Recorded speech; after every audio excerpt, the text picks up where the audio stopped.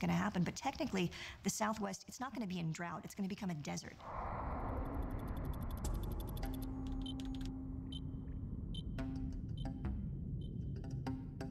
In San Diego, they were ahead of the game. In 2009, they had started building huge desalination plants. It took 20 years and cost billions of dollars, but it worked. The massive plants on the ocean turned salt water into fresh, and the city's water supply was restored. 400 miles inland, though, they were running out, and no one had enough money to build a pipe that long. So now we're here rationing water. I mean, people in Las Vegas are starting to totally panic. People in Phoenix are starting to panic too. When I turn on my tap this morning, this is what I get out of my tap. Something that will catch people's attention is the first city, rich city in the world that just runs out of water. 3 days after Tucson's taps ran dry, its parched residents finally got relief when a convoy of National Guard tanker trucks carrying 1 million gallons of water finally arrived. Anxious residents lined up to get their allotment.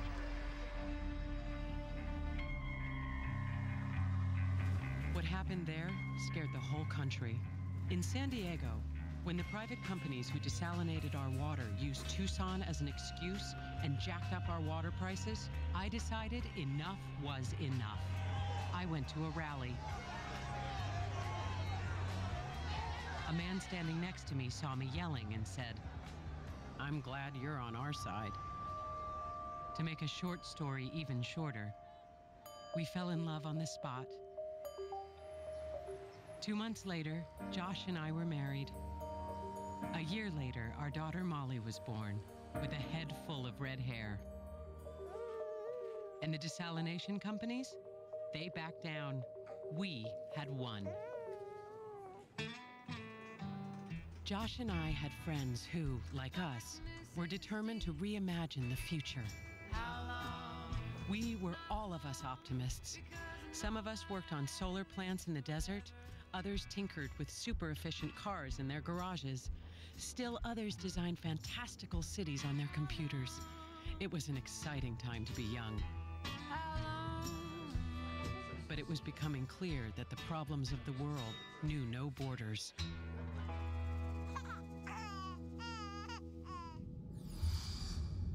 Global population is now approaching 9 billion.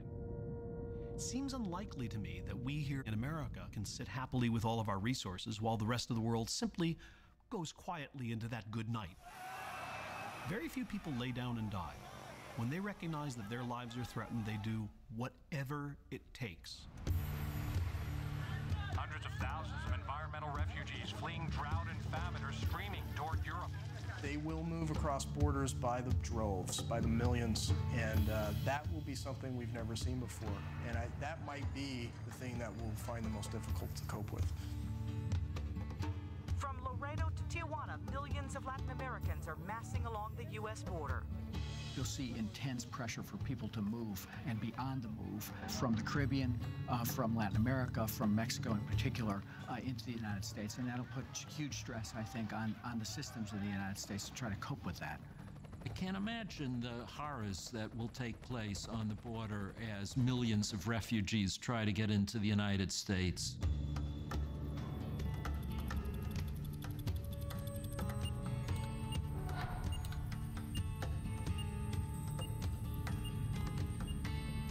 I was working the midnight shift when a call came from the border police. "Be careful," Josh said. "This doesn't sound good." Thousands of refugees had been arriving at the border, desperate for water and food. Someone had blown a hole through the wall, and thousands of people were streaming through. They had called in the border police. I don't know how it started, who fired first. But suddenly, the police were shooting into the crowd. There were people falling, panic everywhere. Josh heard it on the news, and how he found me in the midst of all that chaos, I'll never know.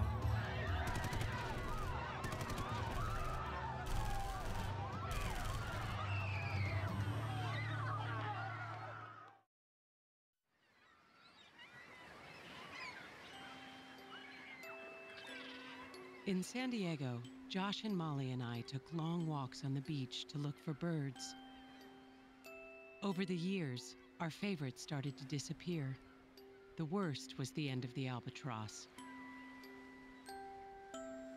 These marvelous birds had finally been done in by fishermen's long lines. It was a bad omen for the rest of us.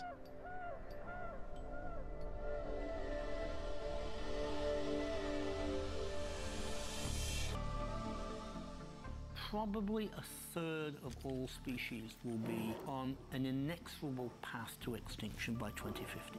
They will include familiar species like lions and tigers and bears, but there will also be huge areas of the planet which presently are really lovely and beautiful and diverse. Those places will have essentially disappeared. In the history of the Earth, there have been 5 mass extinctions in which at least half the species on Earth disappeared. They were caused by natural disasters, massive volcanic eruptions, rapid climate change, meteors hitting the Earth. Today, in the 21st century, we are in the midst of what scientists are calling the 6th extinction. And for the first time, it is being caused by a single species, us. When one species proliferates beyond any other, ultimately it sort of knocks out its own life support systems and it collapses. And in a way, that's what we're doing at every level around the world. Today in 2009, the idea that we could do so much damage to our natural environment that it could cause our global civilization to collapse may seem far-fetched. Think of all the signs of normalcy. Water is still coming out of the faucet in my kitchen. The electricity still turns on. I buy food at the supermarket. It seems inconceivable that our modern world could collapse. Every society that collapsed thought it couldn't happen to them. The Roman Empire thought it couldn't happen. The Maya civilization thought it couldn't happen. The Byzantine Empire thought it couldn't happen. But it did. And it usually creeps up on you unforeseen. At its peak, the Maya civilization numbered more than 10 million. They had astronomy. They had the only writing in the New World. They had great art. They were the biggest game in town. They are the equivalent of us in their era. These city centers were supporting 25 to 50,000 people. So they were very well adapted to their surroundings and they were able to grow. But they grew too much and exhausted their resources. Growing population, meaning growing demands on the land, deforestation and soil erosion, which tied into warfare. There was chronic warfare among the Maya city-states. And then their climate suddenly changed. There were these series of extended droughts, and those droughts just kept hammering away and hammering away. You lose your forests, you lose your soils. If you lose your soils, you can't grow anything. And if it stops raining, then forget about it. The end game for the Maya must have been horrible indeed. It's highly likely that there were also periods of starvation. It's a truly hideous and ugly way to die.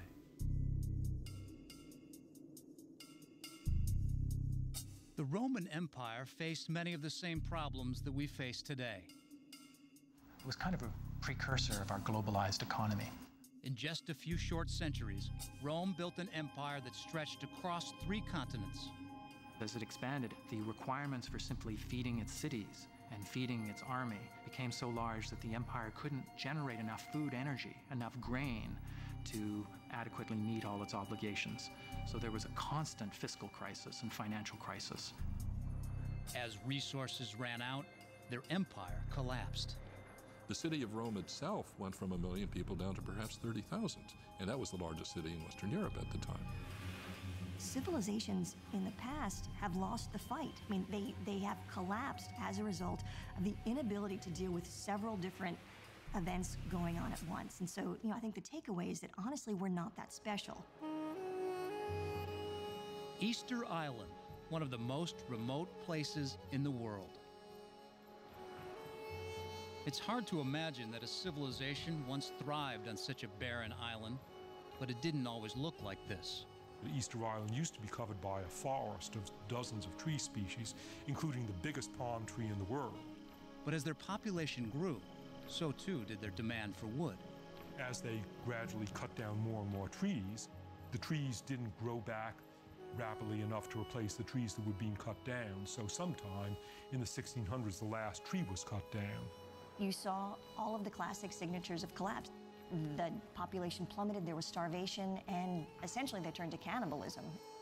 The question is, what was that person on Easter Island thinking when they chopped down the last tree? The pattern is clear. Civilizations that grow too large and consume too much damage their own life support systems. As resources run out, they begin to fight each other over what little is left. Then they either starve or leave. But in our case, where can we go? I think Easter Island is the perfect metaphor because it's this small, fragile island sitting within the Pacific Ocean. It's very remote, and it no longer was able to sustain the population that lived there. It's no different than Earth being this small planet in a vast galaxy.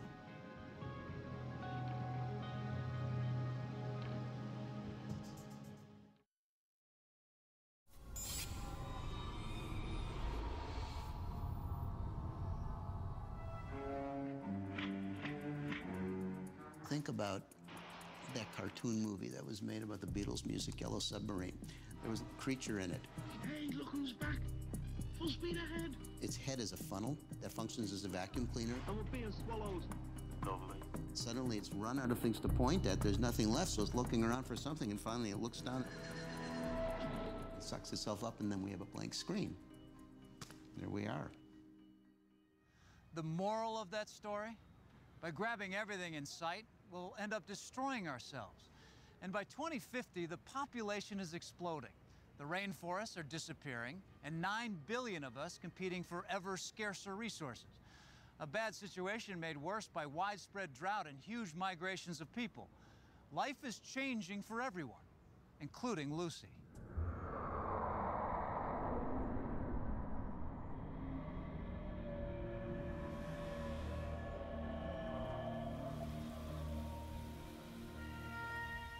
My parents both got sick the winter of 2050. It was a horrible flu that year. It seemed the viruses were getting worse each passing season. I kept them comfortable, and I'm glad they were at home and together when they died.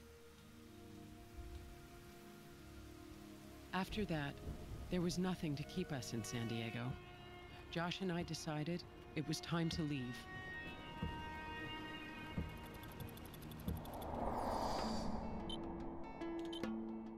We were excited. Josh had been offered an amazing job in New York, working on the sea barriers designed to protect the city from the rising seas.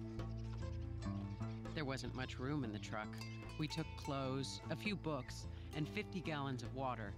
Everything else we left behind. GPS 2100. Please select your destination. New York City. Calculating safest route.